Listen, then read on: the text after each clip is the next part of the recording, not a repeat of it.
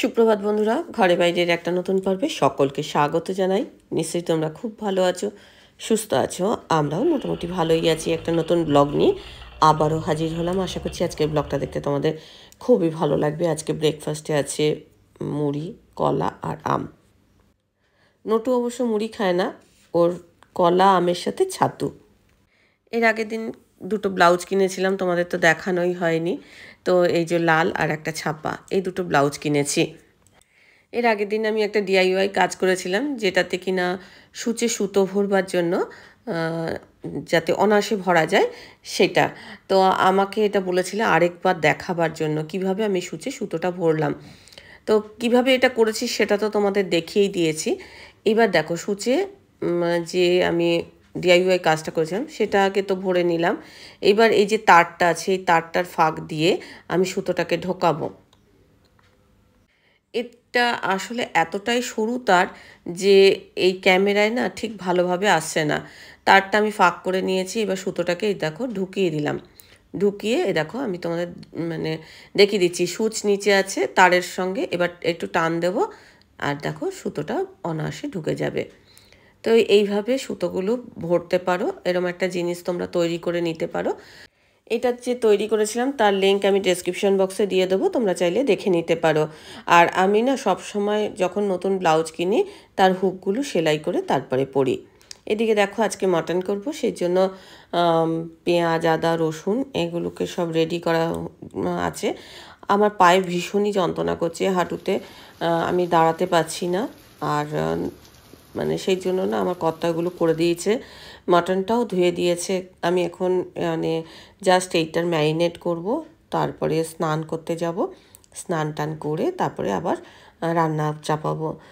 এটা খানিকক্ষণ ধরো ম্যারিনেট করা থাকলে এটা ভালো হবে, সেই জন্য আর কি ম্যারিনেটটা আগে করে রাখছি। এর মধ্যে আমি আজকে সেরকম মশলাপাতি বিশেষ কিছু দেখবো না, আর তেলও খুব কম দেবো, কেননা মটনটা আজকে বেশ ফ্যাট আছে। আর এর মধ্যে আমি সব একসঙ্গে পেঁয়াজ, আদা, রসুন, নুন, হলুদ, লঙ্কার গুঁড়ো, তেজপাতা আর একটু গরম মশলা মাখিয়ে রেখে দেবো, আর কাঁচা সর্ষের তেল। ব্যাস এটা হচ্ছে গরম মশলার গুঁড়ো। আর জিরে, ধনে এসব আমি কিছু দেবো না, টমেটো এসবও না, শুধু স্রেফ এইটুকু মশলা দেব। আর এই রকম ধরনের যদি মটন খাওয়া হয় না, মটন খেলে যে একটা সারাদিন একটা অস্বস্তি বোধ হয়, সেরকম অস্বস্তি বোধ হয় না। তেলের পরিমাণও দেখলে খুব কমই দিয়েছি। চলো, ম্যারিনেশনের পর্ব হয়ে গেছে, এবার স্নানটা করি, তারপরে জামা কাপড় মেলতে ছাদে যাব।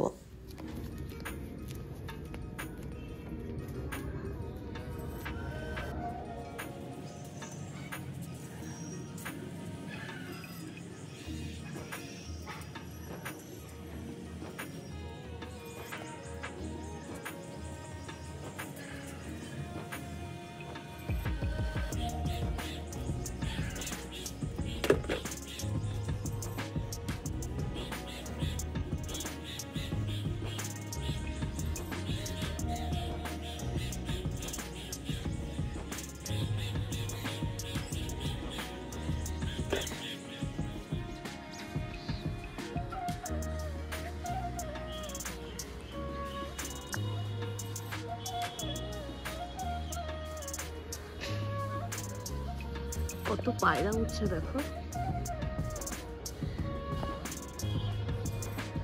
দুদিন আগে হেনা করেছিলাম, তো আজকে কি করলাম, শ্যাম্পু করে নিলাম। হেনা করার পর একটু তেল মেখেছিলাম। আমাকে পাপিয়া চক্রবর্তী বলেছিলে যে আমি কি স্পা করি নাকি। না, স্পাটা কিছু করিনি, স্রেফ তেল মেখেছি, নারকেল তেল, আমার তৈরি যে নারকেল তেলটা, সেই তেলটা মেখেছি। তারপরে আজকে শ্যাম্পু করলাম। কালকে গুরু পূর্ণিমা ছিল, পূর্ণিমার দিন শ্যাম্পু ট্যাম্পু করি না।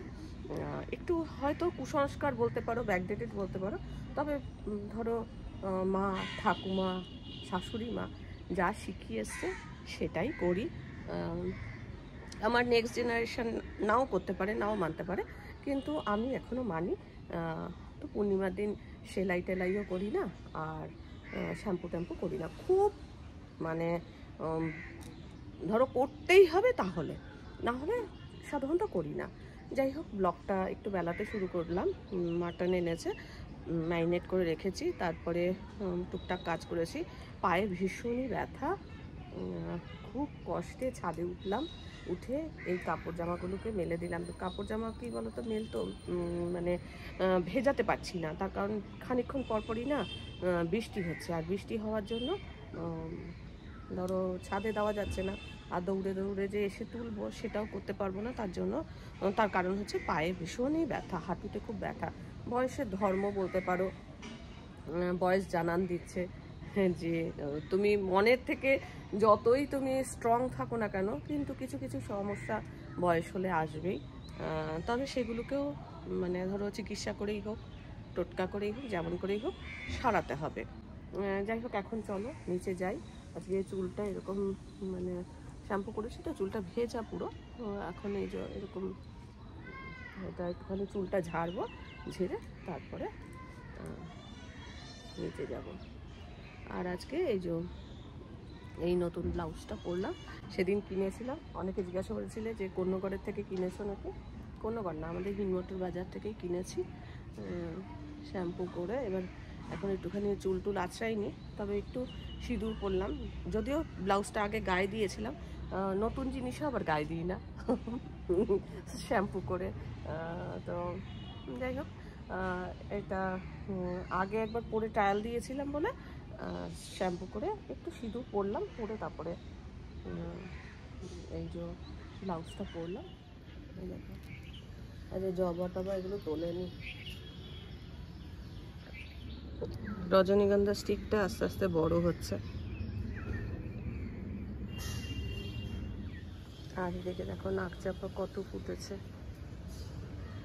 আজকে মনে হয় অন্যান্য ফুল অনেক ফুটেছে, তাই এগুলো দেয়নি।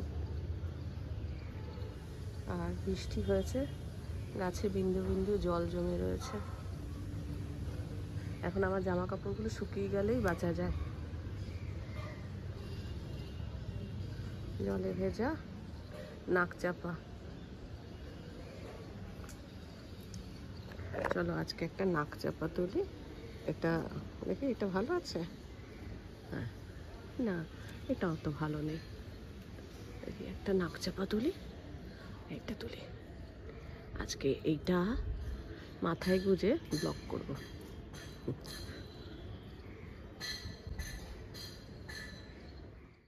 জামা কাপড় মেলে একটা নাকচাপা ফুল তুলে নিয়ে তারপরে নিচে চলে এসেছি। এখন চুলটা আঁচড়ে নিচ্ছি। 50টা চুল যদি কোনো মানুষের রেগুলার পড়ে না, সেটা কিন্তু নর্মাল ব্যাপার। চুল পড়বে, আবার চুল গজাবেও। দেখো, সাউথ ইন্ডিয়ানরা কিন্তু মাথায় ফুল গুজে সুন্দর করে পরিপাটি হয়ে তারপরে রান্নাঘরে যায়, সব কাজ করে। আমরা সেটা পারি না। আমরাও তো করতে পারি, তাই না বলো? এরকম সেজে গুজে থাকলে তো বেশ ভালোই লাগে দেখতে, তবে হয়ে ওঠে না, অনেক কাজ থাকে সংসারের। ধরো যখন নোংরা কাজ করি তখন আর সাজগোজের কথা মাথায় থাকে না। এখানে দেখো আলুটাও কিন্তু এরকম বড় মাংসের আলু যেরকম হয় সেরকমভাবে কাটা হয়েছে। আজকে কেমন লাগছে ফুলটা গুজে বলবে তো, কমেন্ট করবে। আর চুলটা এখন ভেজা আছে, একটু শুকো। আবার কথা আসছে, এসে বলবো বাবা সে কি গো, কি কাণ্ড করেছো। আসলে নতুন ব্লাউজ পরেছি, নতুন ব্লাউজের একটা আর কি মর্যাদা দিলাম ফুলটা গুজে। এখন তোমরা বলবে নতুন শাড়ি পরলে দিদি কি করবে, নতুন শাড়ি পরলে আরো কতই না সাজবে। যাই হোক, এই যে দেখো, এই তো দেখছি ত্রিফলা কেমন ফুলটা দেখেছি, ফুলটি চোখে পড়ছে বেশি। আমাকে চোখে পড়ছে না, এত বড় চেহারাটা তাও চোখে পড়ছে না। এত বড় চেহারার মধ্যে ফুলটা চোখে পড়ছে, মানে ফুলটা কত ব্যাপার। ফ্রিজে রেখে দাও, একসঙ্গে আবার জমুক, তারপরে হ্যাঁ জমুক, আরেকটু জমুক, তারপরে রান্না করবো। যাই হোক, আজকে একটুখানি সেজে গুজে রান্না করতে এলাম। মানে স্পেশাল কি না, নতুন ব্লাউজ পরেছি। নতুন ব্লাউজের মটন আবার আছে না? হ্যাঁ, মটন আবার নরমালি রান্না করা যায় না। হ্যাঁ, সেজে গুজে করতে হয়। হ্যাঁ সেটাই। আরে কাপড় জামা মেলতে গেছি, পায়ে তো কি ব্যথা। গেছো কেন? মেলতে যাও না তুমি? মেলতে যায় না, মেললাম কি একটু জলটা ঝরে যাক, তারপরে ভেতরে দিয়ে দেবো। আমার কথা গান গাইছে কি চন্দ্রমল্লিকা, আমি তো লাগালাম নাকচাপা, তুমি গান গাইছো চন্দ্রমল্লিকা। যখন প্রথম ধরেছে কলি আমার মল্লিকা বনে, কি বলতো পায়েতে এত ব্যথা, মনটাকে একটু ফ্রেশ রাখবো বলে ফুলটা লাগালাম, নতুন ব্লাউজ পরলাম, পায়ে ব্যথাটা একটুখানি ভুলে থাকবো আর কি। নিজে পরিপাটি থাকলে ভোলার চেষ্টা, হ্যাঁ ভোলার চেষ্টা। নিজে পরিপাটি থাকলে অনেক সময় অনেক কিছু দেখবে মন থেকে ভালো লাগার ব্যাপার আসে। যদিও ব্যথা যন্ত্রণা হ্যাঁ মানে না, তবুও এই যে রান্না করব খাবো সবকিছুই তো করবো, তার মধ্যে আর কি তোমার তো পায়ে ব্যথা খেতে পারবে, আমার দাঁতে ব্যথা তো। তুমি মটন চিবাবে না? সত্যি আগে কি বলতো মটন চিবিয়ে গুঁড়ো করে ফেলতো, এখন পারে না করতে, এটাই বলে বয়স। হ্যাঁ হাড়টি তো দূরে কথা, মাংসই চিবাতে হয় মানে সামনের দাঁত দিয়ে আর কি। হ্যাঁ যেদিন এক্সারসাইজ করলাম তারপর থেকে ব্যথাটা শুরু হয়েছে, তা মনে মনে ভাবলাম এটা ব্যথাটা না সারা পর্যন্ত আবার শুরু করবো না, ব্যথাটা একটু সারুক। আর বৃষ্টি হচ্ছে কি হারে, কিন্তু দেখো কি হারে ঘাম হচ্ছে, গরম মানে মাথা ঘষলে দেখবে গরমটা লাগেও বেশি। হ্যাঁ গরম পড়েছেও বেশি, আর মাথা ঘষলে গরমও লাগে। অনেক বেলায় রান্না চাপালাম,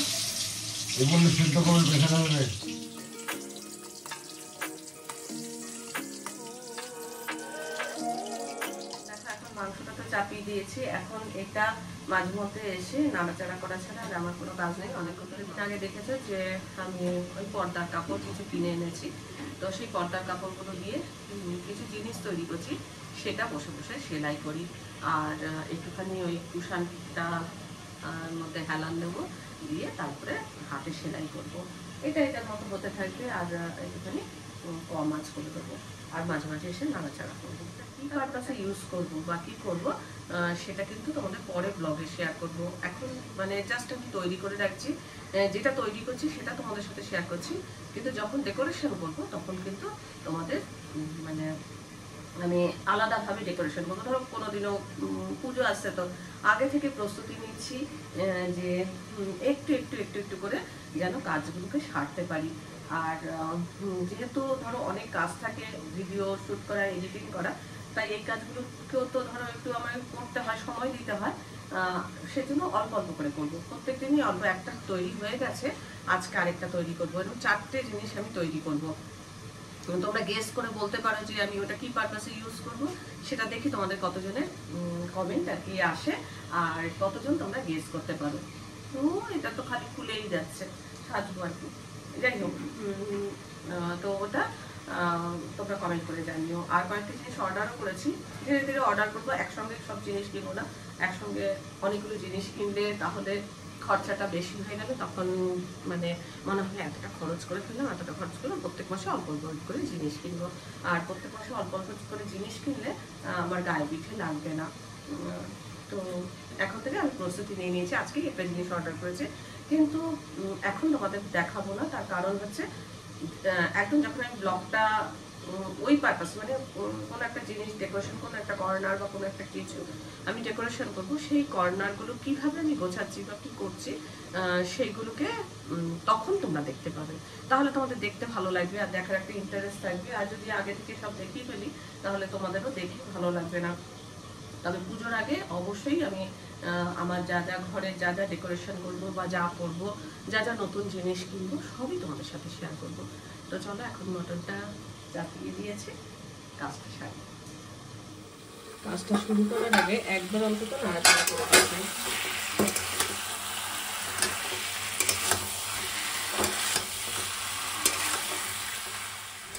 এটা হচ্ছে আমার সূচ রাখার জায়গা, তো তোমাদের একটুখানি সূচ রাখার জায়গাটা আমি দেখিয়ে দিচ্ছি। এটা আসলে একটা হিঙের কৌটো, যখনই সূচের এই ডিব্বাটা খুলি হিঙের এতটাই স্ট্রং গন্ধ, বহুত দিন হয়েছে আমি এটার মধ্যে রাখছি, তবু কিন্তু সেই হিঙের গন্ধটা পাই। আর এখন পর্যন্ত আমি কিন্তু মানে চশমা পরে সূচে সুতো ভরতে পারি, আমার অসুবিধা হয় না। তবে তোমাদেরকে একটুখানি আমি যে DIY কাজটা করেছি সেটা শেয়ার করেছি, যাতে এরকম অনেকেরই অসুবিধা হয় তারা ওইটা করতে পারো। তো দেখো আমি এর আগের দিনে একটা কভার করেছিলাম, ওইরকম ধরনেরই কিন্তু কভার করছি, দুটো কাপড়কে একসঙ্গে জুড়ে নিচ্ছি। আমি একদিক দিয়ে সেলাই করছি আর নটু দেখো কি দুষ্টুমি করছে। তো দেখো পুরোটা সেলাই হওয়ার পর এই জিনিসটাকে উল্টে নিচ্ছি আর লেসটা লাগিয়ে দেবো একটা ধারে। তাহলেই আমার আমি যেই পারপাসে ইউজ করব বলছিলাম সেটার আমার পারপাসটা সলভ হয়ে যাবে। এটা পুরোটা হওয়ার পর আমি তোমাদের দেখাবো। আর পা ভাঁজ করতে পারছি না, পাগুলো এরকম মানে সোজা টান টান করে তারপরে আমি কাজটা করছি। তবুও একটা নেশা থাকে জানো তো। আমার বা পাটা ছড়ানো রয়েছে আর ডান পাটা আমি মুড়ে বসে কাজটা করছি। এত ব্যথা যে আমি পাটা ভাঁজও করতে পারছি না, তবুও নেশার চোটে এই কাজটা করছি। অনেকের অনেক নেশা থাকে, তো আমার আবার এই একটা নেশা আছে। যাই হোক, এই দেখো লেসটা এখন লাগিয়ে নিচ্ছি। লেসটা লাগানো হয়ে যাওয়ার পর মানে এইটুকুই কাজ করব, ব্যাস। এটা একটা মানে কোনো কিছুতে পাতবো বলেই এটা করছি। এখন বাইরে প্রচুর বৃষ্টি হচ্ছে।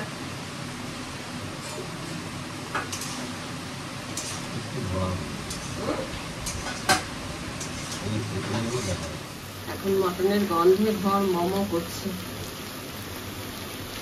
আর বাইরে মুষলধারায় বৃষ্টি হচ্ছে।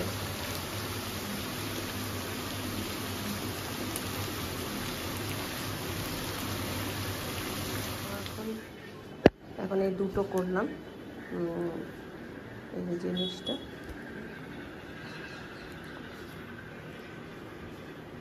এরকম 3টে হয়ে গেল আর একটা বাকি আছে। একটা, দুটো, এই 3টে, আর এইটা করবো, হয়ে যাবে। খাওয়া দাওয়ার পর এটা করবো। এবার চলো দেখি মটনটা কেমন অবস্থায় আছে। সেলাইয়ের কাজগুলো হয়ে গেছে, চুলটাও আমার শুকিয়ে গেছে। এবার চুলটা বেঁধে নেবো। আর মটনটাও প্রায় হয়ে এসছে, আর একটু ফুটবে। আর ভাতটা আমি এখন পোটাতে দিয়ে দিয়েছি, ভাতের মধ্যে উচ্ছে দিয়েছি। ভাত করবো, এবেলাও ভাত ওবেলাও ভাত। ওই জন্য মটনের একটু ঝোল আর কি করেছি, যাতে ভাতে মাখিয়ে খেতে বেশ ভালো লাগে। আর মটনের আলু দিয়ে করি, তার কারণ মটনের যে মধ্যে যে আলুটা, এই আলুটা খেতেও ভীষণ ভালো লাগে। কেননা আমাদের বাঙালিদের আর কি যে মটন হয় একেবারে সেই ধরুন সাদা মোটা, এটা আমার শাশুড়ি মা এরকমভাবে করতে হয়। ওই জন্য ও এইটাই খেতে পছন্দ করে, আমার ছেলেও তাই এটাই খেতে পছন্দ করে। মানে অতিরিক্ত মশলা দিয়ে মটন করলে পছন্দ করে না, বলে যে স্বাদ চলে যায়, টেস্ট চলে যায়। এইরকম মানে একটুখানি পাতলা ঝোল, পাতলা না মানে একটু ঝোল হবে আর মটনটা বেশি মশলা হবে না, এরকম। আর লাস্টে আমি একটুখানি ঘি দেবো, ব্যাস নামিয়ে দেবো।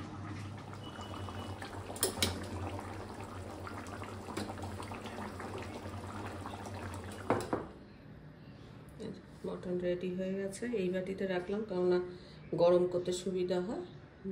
মানে রাত্রেবেলা যখন খাবো তখন এটাতেই গরম করে নিতে পারবো। কেমন হয়েছে মটনটা অবশ্যই কমেন্ট করে জানিও।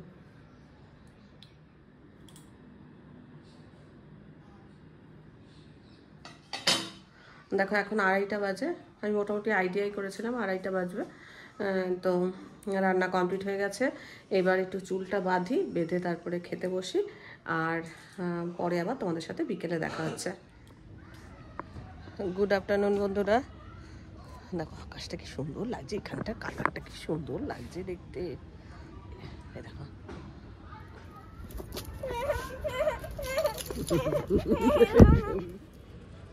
ওই যে এই যে এই যে